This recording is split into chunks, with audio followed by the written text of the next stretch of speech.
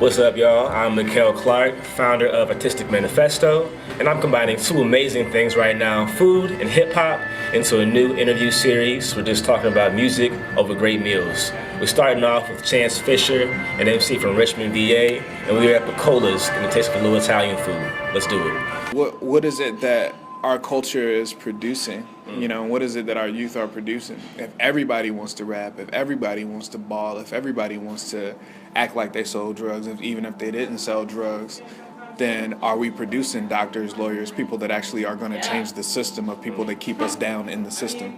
And that's the problem that you see, you know, because people talk about the system so much, but what route are you taking? You know, why can't you be a lawyer? Why can't you be a doctor or anything like that, you know, and do it as a form of breaking barriers and breaking boundaries for people, because you can buck the system, and rap is the first thing that really showed that you can buck the system. I can sell CDs out of the trunk of my whip, be on the front of Fortune 500, and you gotta listen to me. But that's not the only way, you know. Now I love rap, I love choosing to rap, and I think for me, I like that route.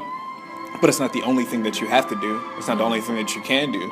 When you see professional wrestlers go and be congressmen or go back, you can definitely, you know, I think the coolest thing I saw was like Rhyme Fest running for office in Chicago. You know, that was dope. Yeah. You know, I mean, you can do more than one thing. You know, it's just have that goal in mind. You know, so I guess that's really what Shiny Things is about, and a lot of what my upcoming project is about. You know, kind of that perspective.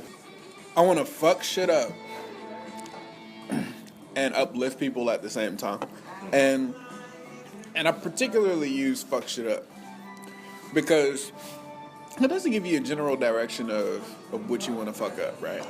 But kind of anything that's been established that tells you what you can or cannot do and doesn't give you a reason why you can or cannot do that. You know, change happens. It's a natural occurrence. It's going to happen whether you like it or not. The season's going to change. If you don't want the season to change, it's not going to stop it from changing, right? So unless you do something radical, you're not going to experience radical change. And that's what people speak to when they say they want change, but that's not really what they want, you know? So if you want radical change, go blow some shit up or go, like, hit somebody in the chest and say, hey, this is what I want right now, because everything else is going to take some time, and you need to let people know that, you know.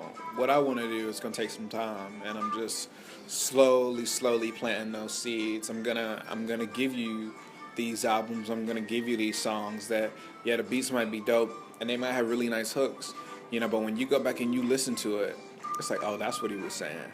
Or, oh, man, and he's been telling me this for a while, you know, so 10 years out, when I'm doing what I said I was going to do, you know, you're going to go back and look at it and be like, oh, he was just really laying the framework for it, you know.